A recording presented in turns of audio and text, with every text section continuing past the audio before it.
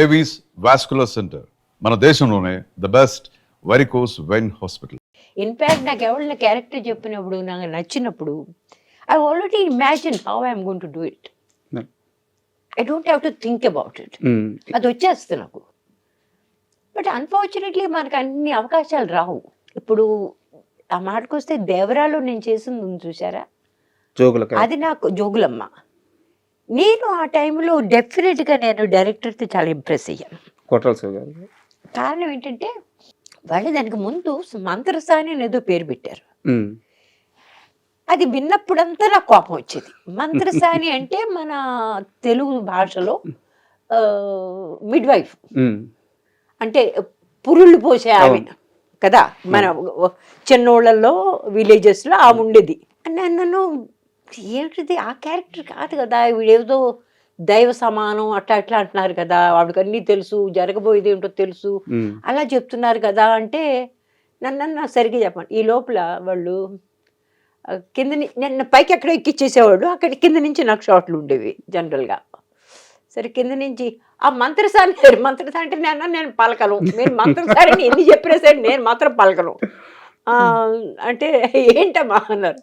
అంటే సార్ నాకు ఆ క్యారెక్టర్ పేరే లేదా అన్నా. అంటే అదేంటి మమ్మీ పేరు లేదా అంటే పేరు వాళ్ళు పెట్టలేదని అప్పటికి అందరికీ అర్థమైపోయింది. హఠాత్తుగా ఆయన అన్నాడు, అమ్మా మీ పేరు జోగులమ్మ.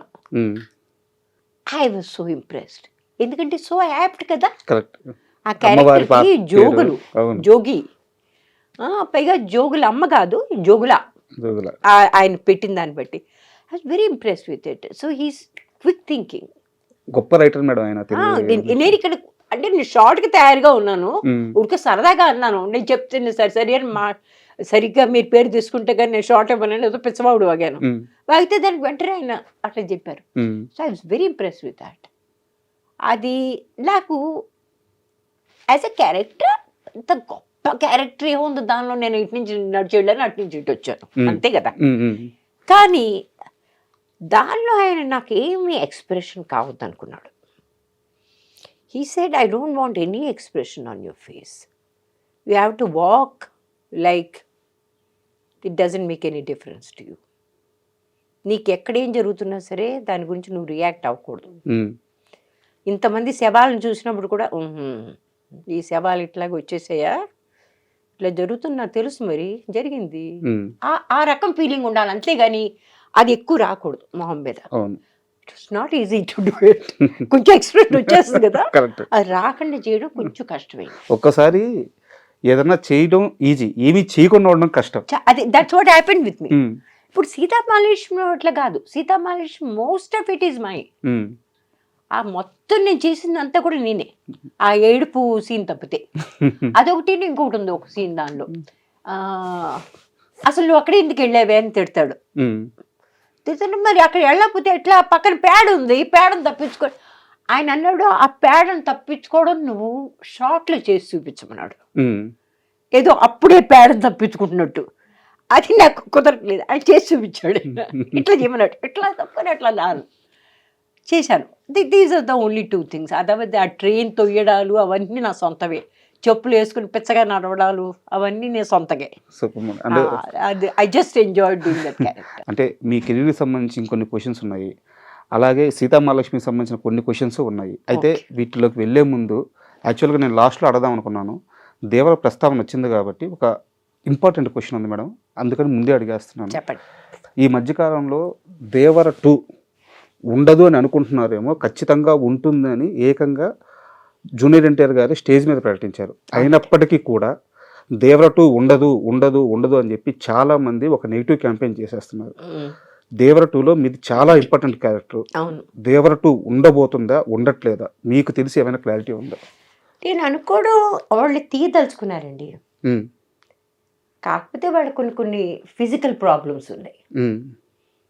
జూనియర్ ఎన్టీఆర్ గారు తయారుగా ఉండాలి, ఆయన ఆ క్యారెక్టర్ రకంగా మళ్ళీ తయారవ్వాలి. ఇట్లాంటి కొన్ని ఫిజికల్ ప్రాబ్లమ్స్ ఉన్నాయి వాళ్ళకి. But they seem to be ready with the story, they seem to be ready with anything.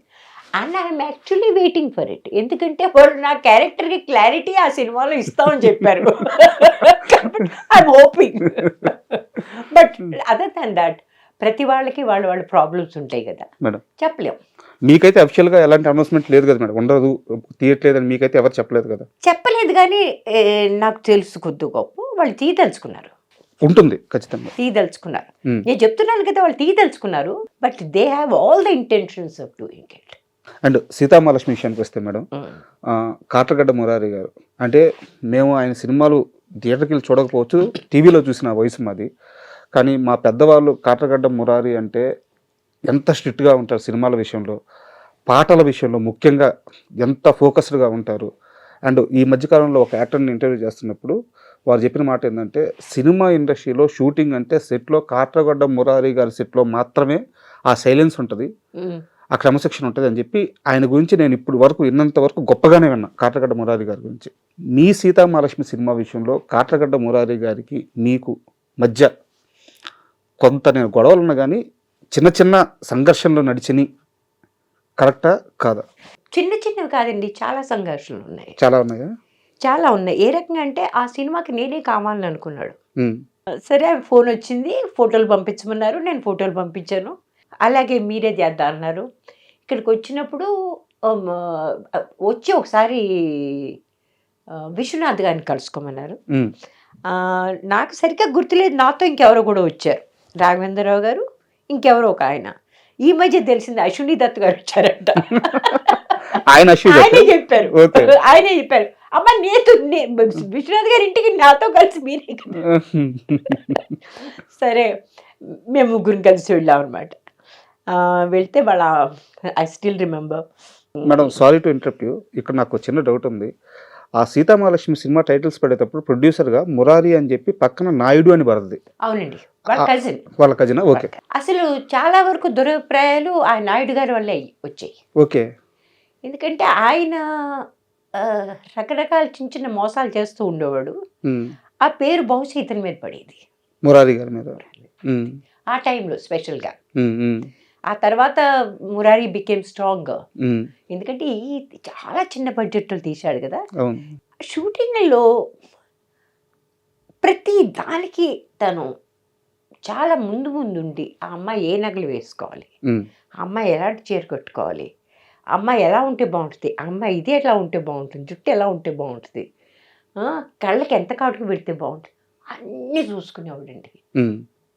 But అనవసరంగా టెంపర్ లూజ్ చేసుకోవడం, కొంచెం తనతో స్టేటస్లో తక్కువ ఉన్న వాళ్ళతో కొంచెం దురుసుగా ప్రవర్తించడం నాకు నచ్చేది కాదు. అది ఒకరోజు ఎవరినో సరిగ్గా చీర తప్పు తీసుకొచ్చాడనో లేకపోతే తయారు చేయలేదనో, అక్కడ కొండ మీద మేము షూట్ చేస్తున్నాం, ఆల్మోస్ట్ వేసాడు అతన్ని. అయ్యో, ఇట్లాంటి పనులు చేస్తుండేవాడు. అది చూస్తూ ఉంటే పైగా నోరు దురుసు ఎక్కువ. కొంతమంది కో యాక్టర్ల మీద కూడా కొంచెం కామెంట్స్ అవి ఎక్కువ చేసేవాడు.